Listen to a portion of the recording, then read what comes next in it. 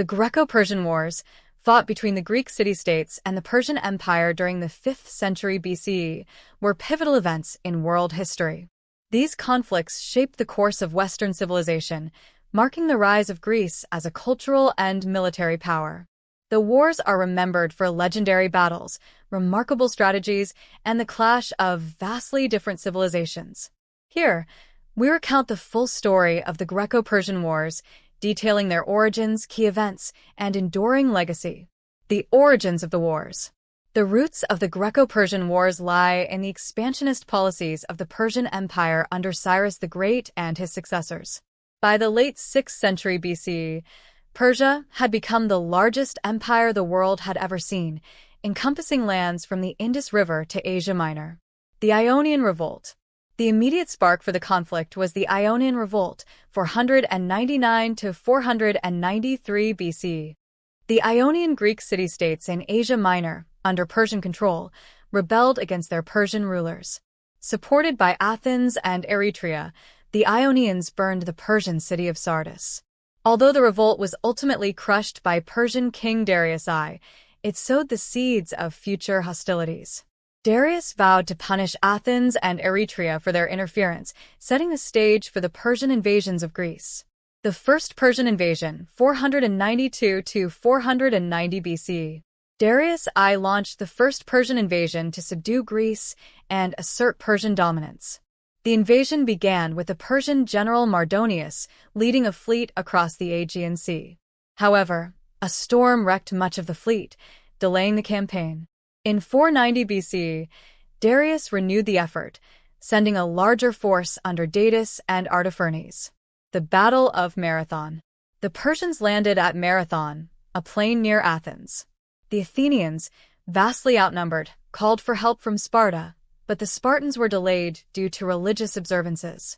Led by General Miltiades, the Athenians and their allies from Plataea confronted the Persian army. The Battle of Marathon was a stunning Greek victory.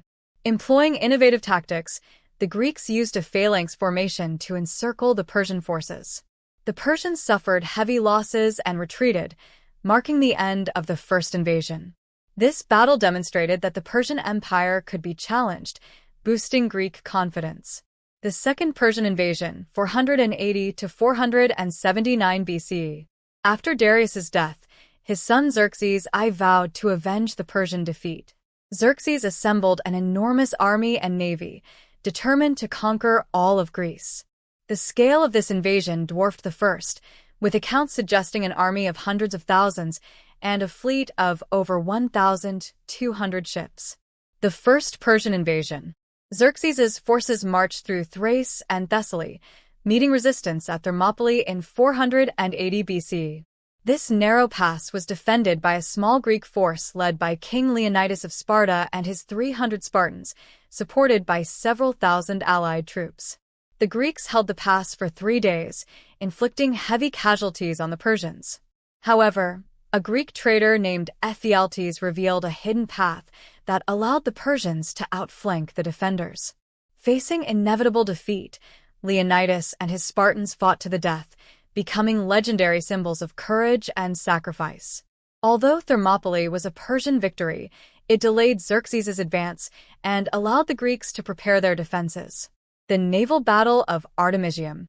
Simultaneously, the Greek navy, led by the Athenian general Themistocles, engaged the Persian fleet at Artemisium. Though indecisive, these battles weakened the Persian navy and tested Greek naval tactics. The sack of Athens. After Thermopylae, Xerxes' forces marched into central Greece, sacking Athens and burning the Acropolis. Most Athenians had evacuated to the island of Salamis, following Themistocles' strategy of relying on naval strength. The turning point, the Battle of Salamis, 480 BC. Themistocles devised a clever plan to lure the Persian navy into the narrow straits of Salamis. Using misinformation, he convinced Xerxes to commit his fleet to a direct engagement. In the confined waters, the larger Persian ships struggled to maneuver, while the smaller, more agile Greek triremes launched coordinated attacks. The Greeks achieved a decisive victory, destroying much of the Persian fleet and forcing Xerxes to retreat with the remnants of his army. This battle was a turning point, securing Greek naval dominance and undermining Persian morale. The final battles and Greek victory. The Battle of Plataea, 479 BC. The following year, the Greek city-states united to confront the remaining Persian forces. Under the command of Spartan general Pausanias, the Greeks defeated the Persian army at Plataea.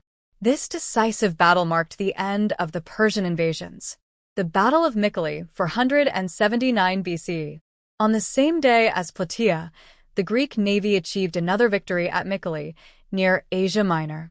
This battle destroyed much of the Persian fleet and ended Persian naval ambitions in the Aegean Sea. The aftermath. The Greek victories in the Greco-Persian Wars had profound consequences. The wars solidified Greek independence and preserved their political and cultural institutions. Athens emerged as a major power, leading to the establishment of the Delian League and the Golden Age of Athens under Pericles. For Persia, the defeats marked the limits of its expansion westward.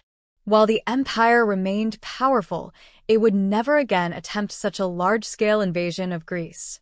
Legacy of the Greco-Persian Wars. The Greco-Persian Wars have been immortalized as a clash between East and West, freedom and despotism. Though these interpretations are influenced by Greek perspectives, the wars undeniably shaped the cultural and political trajectory of Europe. Famous figures like Leonidas, Themistocles, and Xerxes became symbols of heroism, strategy, and ambition. The battles, particularly Marathon, Thermopylae, and Salamis, remain iconic in military history.